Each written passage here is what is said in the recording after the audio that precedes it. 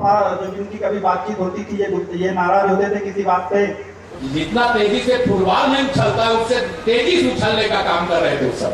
इससे 75% हमारा है, 25% में बंटवारा है। वो जहां पर भी स्वर्गलोक में विराजमान होंगे शायद वह भी यही सुनना चाहते होंगे कि उत्तर प्रदेश ही नहीं पूरे हिंदुस्तान में कमल का फूल खिले।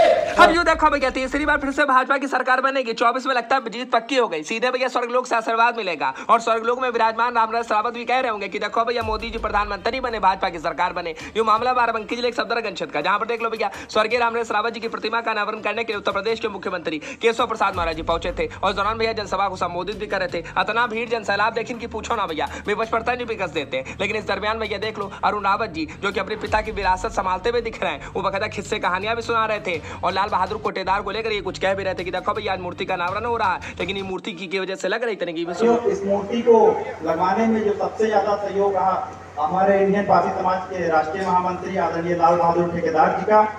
वो अक्सर पापा जो जिनकी कभी बातचीत होती थी ये नाराज होते थे किसी बात पे, तो पापा कहते थे कि तुम चाहे जितना गुस्सा हो जाओ, जब तुम मरोगे तो तुम्हारी मूर्ति मैं ही लगवाऊंगा। और आज दुर्भाग्य से ऐसा हुआ कि उनका निधन हुआ तो इन्होंने अपनी तरफ से स्वेच्छा से कहा कि मैं, विधायक जी मुझसे कहा करते थे कि मैं तुम्हारी मूर्ति लगवाऊंगा, तो ये मेरी नैतिक जिम्मेदारी है कि मैं उनकी मूर्ति लगवाऊं और इन्होंने ही पूरी मूर्ति को बनवाने का काम किया है। अब स्वर्गलोक में विराजमान रामराज रावत जी अपने पुत्र को आशीर्वाद भी दे रहे होंगे और अरुण रावत भैया अपने पिता की विरासत को संभालते हुए दिख रहे हैं और जनसैलाब तो आप देखे सकते भैया चाची मौसी भैया भाजी सबको ही आ रहा है। ऐसे में भैया देखो केशव प्रसाद मौर्य जी का अवतार थे, कहने लगे कि देखो भैया 22 चुनाव में सपा वाले बहुत उछल रहे थे और इतना उछले की पूछो ना भैया 100 में सिमट करके रहेगा। तनिक सुनो, अब आपको मैं बता रहा हूं जैसे 2022 के विधानसभा चुनाव में समाजवादी पार्टी वाले जितना तेजी से फुटबॉल में उछलता है उससे तेजी से उछलने का काम कर रहे थे उस सब कि हम 400 सीटें जीतेंगे और उत्तर प्रदेश में सरकार बनाएंगे। कहा था कि नहीं कहा? जी जी बिल्कुल कहा था। लेकिन जनता के मन में क्या था? जनता तो सुनती रहती है कि कौन क्या बोल रहा है। 400 सीटों के अहंकार को जो बता रहे थे उनके अहंकार को चकनाचूर करके 100 में समेट देने का काम उत्तर प्रदेश की जनता ने किया था 2022 में। अब आगे सुनो भैया बता थे कि जो 100 और 60 की बात करते हैं इनमें से 75 हमारा है और जो 25 है उसमें ही बंटवारा है। 60 हमारा नहीं, अब तो 100 में से 75% हमारा है, 25% में बंटवारा है और बंटवारे में भी हमारा है।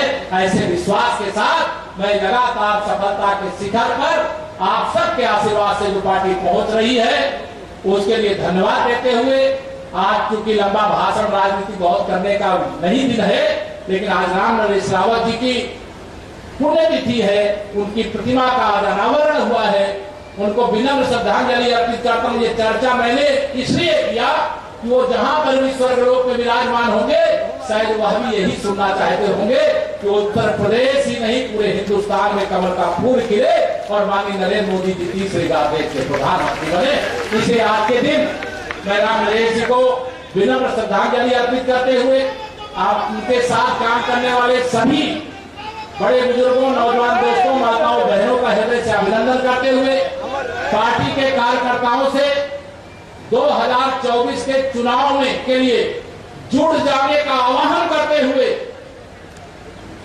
देश को 5 साल आगे ले जाने का चुनाव नहीं है 2024 का, बल्कि देश को 100 साल आगे ले जाने का चुनाव है, ध्यान रखना। अब केशव प्रसाद महाराज जी की बातें सुने कि नहीं सुने आपने भैया? 100 साल आगे ले जाएंगे देश को। फिलहाल इस पर आपकी कार्यक्रम कीजिएगा, ज्यादा हम कुछ बोलना नहीं चाहेंगे, पर भैया कुछ कहो। आज श्रद्धांजलि अर्पित कर रहे थे और भैया रामराज रावत जी की विरासत संभालते हुए उनको पुत्र अरुण रावत दिख रहे थे। बाकी वीडियो शेयर कर डालू, चैनल को सब्सक्राइब कर लो, मैसेज को सब लिख दबा दो बेल आइकन के और आपकी कार्यक्रम कीजिएगा।